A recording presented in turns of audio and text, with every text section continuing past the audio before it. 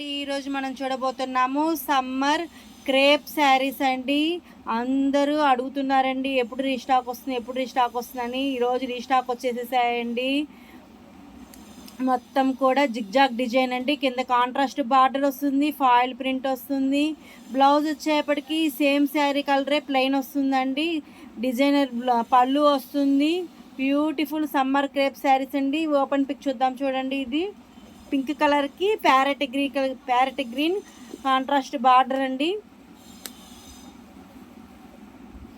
ఇది వచ్చేసరికి బ్లౌజ్ అండి, ప్లెయిన్ బ్లౌజు కాంట్రాస్ట్ బార్డర్ వస్తుంది.